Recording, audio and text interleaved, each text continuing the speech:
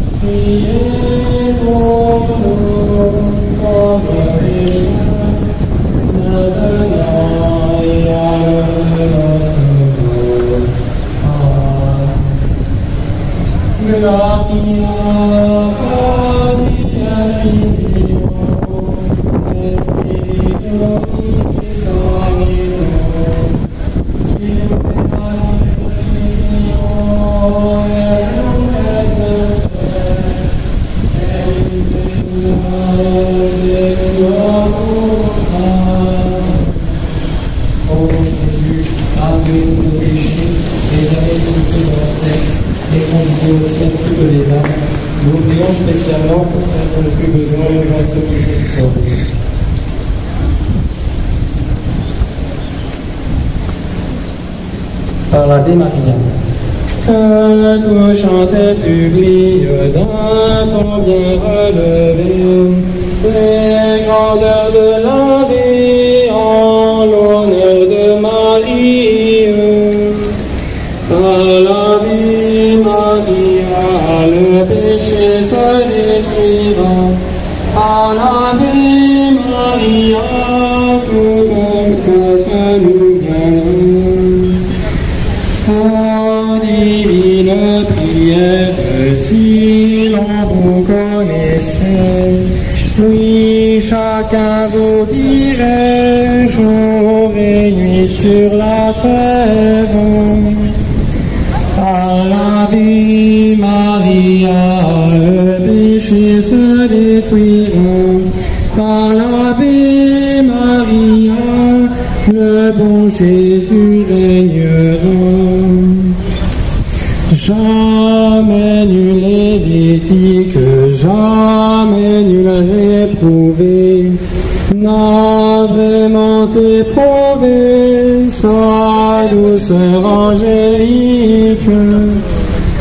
Ave Maria, le péché se détruira. Ave Maria, le bon Jésus régnera. Âme prédestinée, c'est à vous de chanter, c'est à vous de goûter cette manne cachée. Ave Maria, le péché se détruira. Ave Maria, le bon Jésus régnera. Il obtient l'indulgence et la grâce aux pécheurs, aux justes la ferveur et la persévérance. Ave Maria, le péché se détruira. Ave Maria, le bon Jésus régnera. Ave qu'on m'écoute, les pécheurs sont changés, les démons écrasés, l'enfer mis en déroute. Ave Maria, le péché se détruira. Ave Maria, le bon Jésus régnera. Dieu, même en sa colère, ne peut lui résister. S'il l'entend réciter, de juge il devient père. Par l'Ave Maria, le péché se détruira. Par l'Ave Maria, le bon Jésus régnera. Si je me lève ou couche, en sortant, en entrant, dehors comme dedans, je l'ai toujours en bouche. Ave Maria, le péché se détruira. Ave Maria, le bon Jésus régnera. Je suis insurmontable quand j'ai dit mon Ave. Je suis tout animé, je ne crains pas le diable.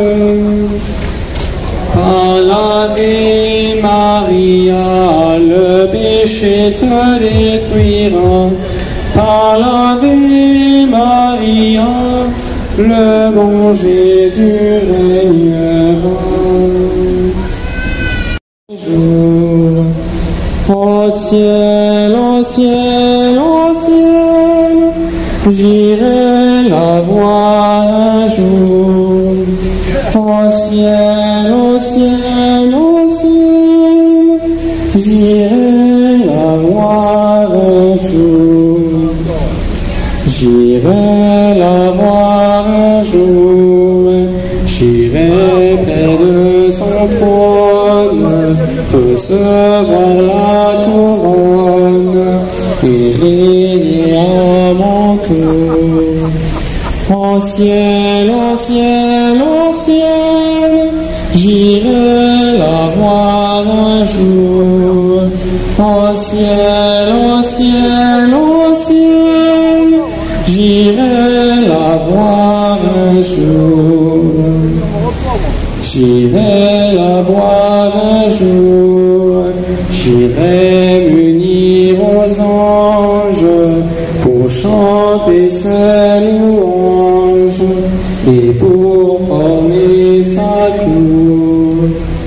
Au ciel, au ciel, au ciel, j'irai la voir un jour. Au ciel, au ciel, au ciel, j'irai la voir un jour. J'irai la voir un jour.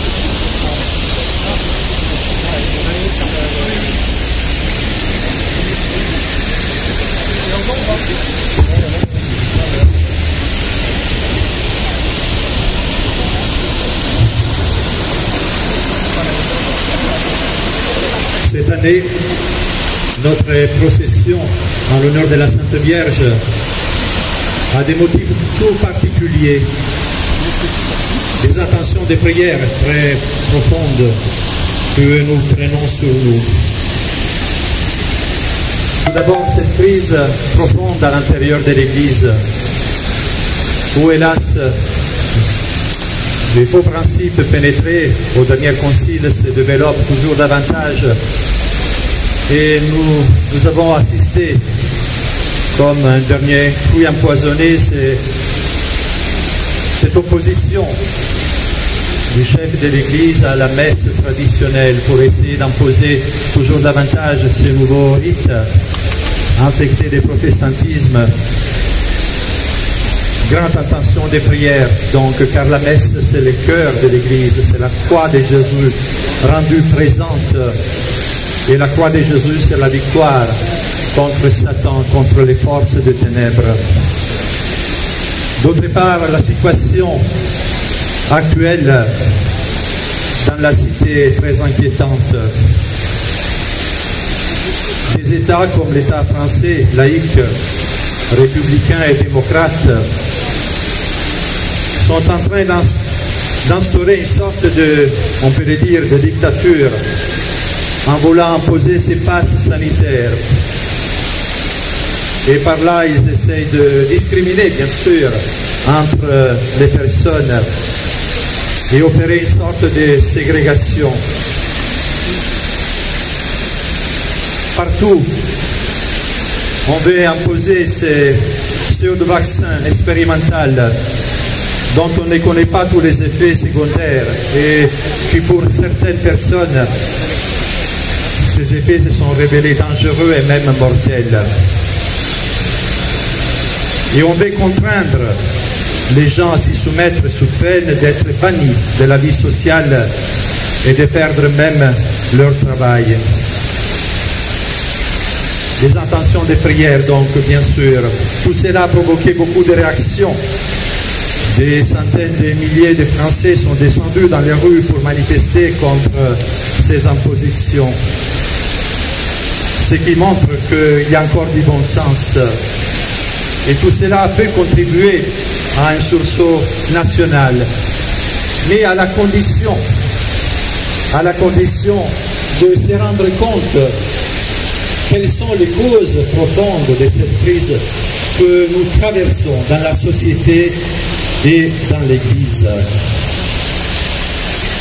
Il faut comprendre que ce qui se passe aujourd'hui, ce n'est pas comme un champignon qui pousse après une journée de pluie. C'est le fruit de siècles de combat, un combat des titans entre les forces du bien et celles du mal. C'est le combat de deux cités dont nous parle saint Augustin.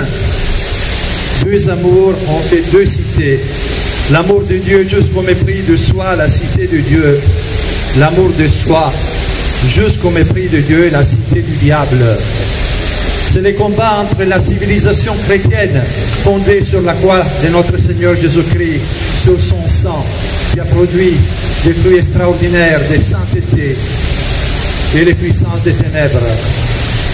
C'est le combat entre la cité de la vie de la grâce, la vie surnaturelle et la vie éternelle.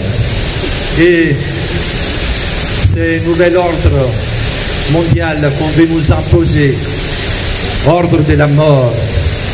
L'État Moloch aujourd'hui qui veut ces sacrifices humains avec plus de 200 000 enfants tués par l'avortement chaque année en France. On ne peut pas comprendre ce qui se passe aujourd'hui sans étudier, lire ce que tous les papes ont dit par rapport à ces combats. Je pense d'une façon particulière au pape Léon XIII qui, dans son encyclique mémorable sur la maçonnerie Humanus Genus, dénonçait l'œuvre des sociétés secrètes. Il disait « Leur but est de détruire de fond en comble toute la discipline religieuse et sociale qui est née des institutions chrétiennes et de lui en substituer une nouvelle dont les principes sont empruntés au naturalisme. » C'était en 1884 et il disait encore « La franc-maçonnerie commence à prendre au sein des États modernes une puissance qui équivaut presque à la souveraineté. » Oui, pour comprendre ce qui se passe aujourd'hui, nous devons faire appel aux grands principes de la foi. Et c'est peut-être, on avance à grands pas vers ce nouvel ordre mondial, rêve de la maçonnerie et des sociétés secrètes. La vie chrétienne, c'est un combat, c'est une milice. Et nous sommes appelés à nous sanctifier dans cette époque. Voici pourquoi la Vierge Marie est notre étendard, la femme que Dieu a choisie pour nous donner le Sauveur, notre Seigneur Jésus-Christ. La femme choisie de toute éternité pour écraser la tête du serpent infernal, celle seule qui peut nous guider à la victoire.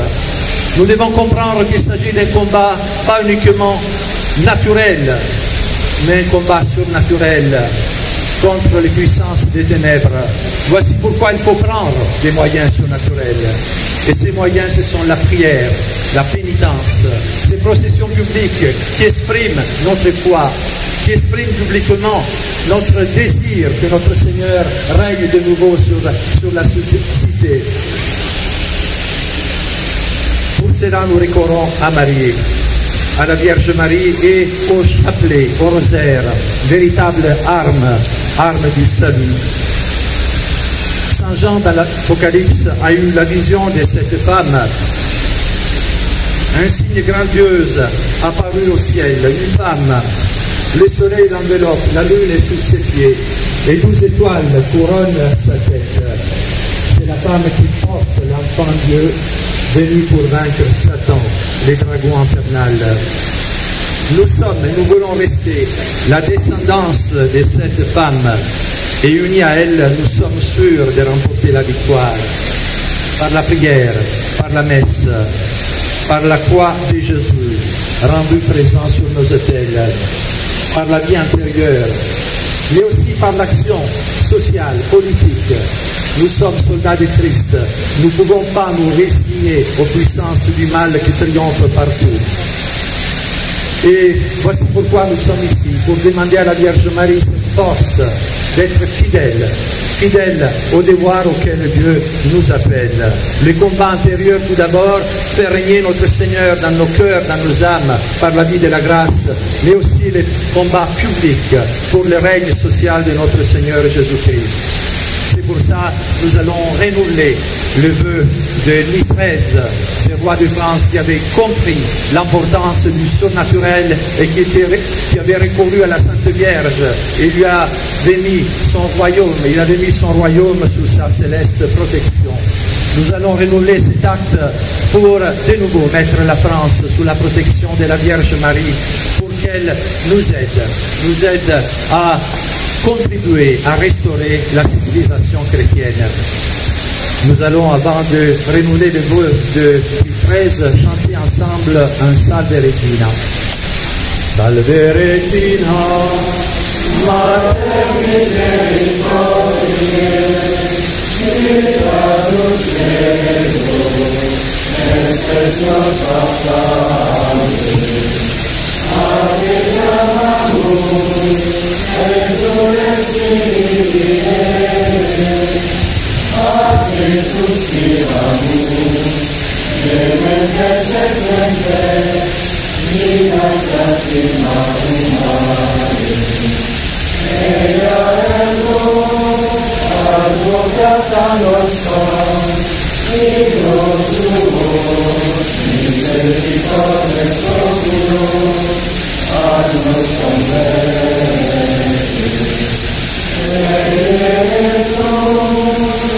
Elegitum contumentes tui, nobis nos exilium, ostende.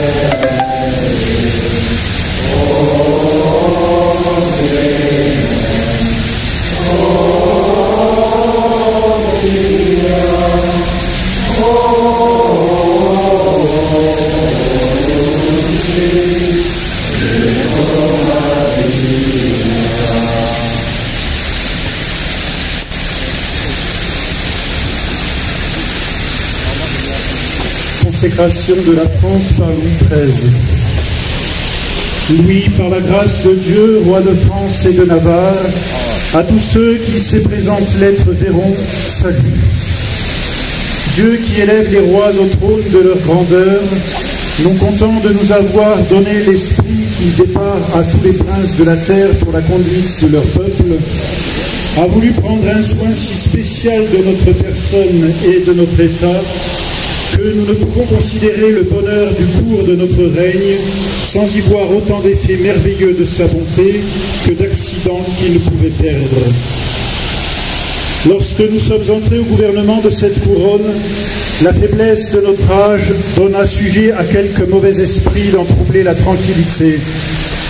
Mais cette main divine soutint avec tant de force la justice de notre cause que l'on vit en même temps la naissance et la fin de ces pernicieux desseins. En divers autres temps, l'artifice des hommes et la malice du diable ayant suscité et fomenté des divisions non moins dangereuses pour notre couronne que préjudiciables au repos de notre maison, il lui a plu en détourner le mal avec autant de douceur que de justice.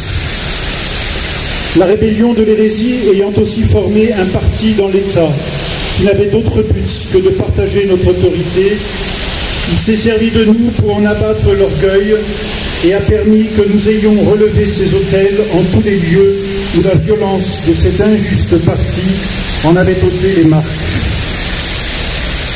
Si nous avons entrepris la protection de nos alliés, il a donné des succès si heureux à nos armes qu'à la vue de toute l'Europe, contre l'espérance de tout le monde, nous les avons rétablis en la possession de leurs États dont ils avaient été dépouillés.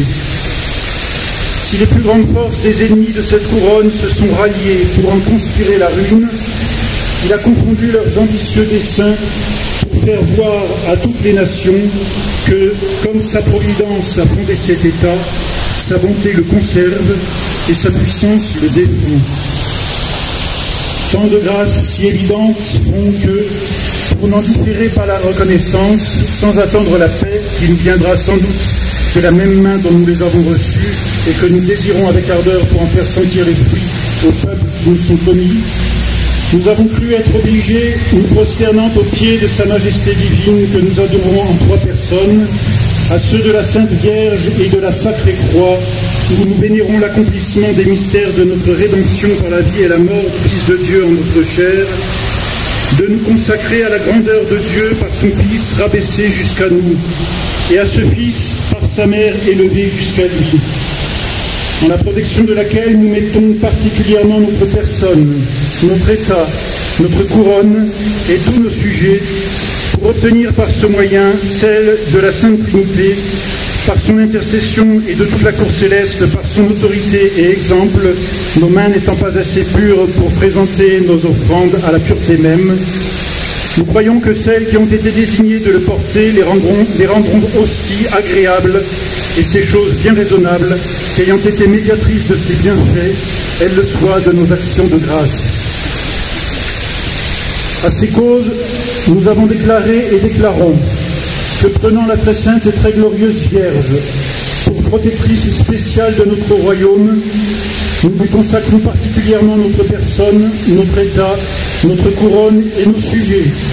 La supplions de vouloir inspirer une si sainte conduite et défendre avec tant de soin ce royaume contre l'effort de tous ses ennemis, que, soit qu'il souffre le fléau de la guerre ou jouisse des douceurs de la paix que nous demandons à Dieu de tout notre cœur, qu'il ne sorte point des voies de la grâce qui conduisent à celle de la gloire. Et afin que la postérité ne puisse manquer à suivre nos volontés en ce sujet, pour monument et marque immortelle de la consécration présente que nous faisons, nous ferons construire de nouveau le grand autel de la cathédrale de Paris, avec une image de la Vierge qui tiendra entre ses bras celle de son précieux Fils, descendu de la croix. Nous serons représentés aux pieds et du Fils et de la Mère, comme leur offrant notre couronne et notre sceptre. Nous admonestons le sieur archevêque de Paris, et néanmoins lui enjoignons que tous les ans, le jour et fête de l'Assomption, il fasse faire commémoration de notre présente déclaration à la grand-messe, qui se dira en son église cathédrale, et qu'après les vêpres du 10 jours, il soit fait une procession en la dite église, à laquelle assisteront toutes les compagnies souveraines et le corps de ville, avec pareille cérémonie que celle qui s'observe aux processions générales plus solennelles. Ce que nous voulons aussi être fait en toutes les églises, tant parochiales que celles des monastères de la dite ville et faubourg, et en toutes les villes, bourgs et villages du dit diocèse de Paris. Exhortons pareillement tous les archevêques et évêques de notre royaume, et néanmoins leur enjoignons de faire célébrer la même solennité en leurs églises épiscopales et autres églises de leur diocèse, entendant qu'à la dite cérémonie, les cours de parlement et autres compagnies souveraines et les principaux officiers des villes y soient présents. Et d'autant qu'il y a plusieurs églises épiscopales qui ne sont pas dédiées à la Vierge, nous exhortons les 10 archevêques et évêques, en ce cas, de lui dédier la principale chapelle des dites églises pour y faire dire la cérémonie et d'y élever un autel avec un ornement convenable à une action si célèbre, et d'admonester tout le peuple d'avoir une dévotion particulière à la Vierge, d'implorer en ce jour sa protection, afin que sous une si puissante patronne, notre royaume soit à couvert de toutes les entreprises de ses ennemis, qu'il jouisse longuement d'une bonne paix. Que Dieu y soit servi et révéré si saintement à la dernière fin pour laquelle nous avons tous été créés, car tel est notre plaisir. Donné à Saint-Germain-en-Laye le 10e jour de février, l'an de grâce 1638 de notre règne le 28.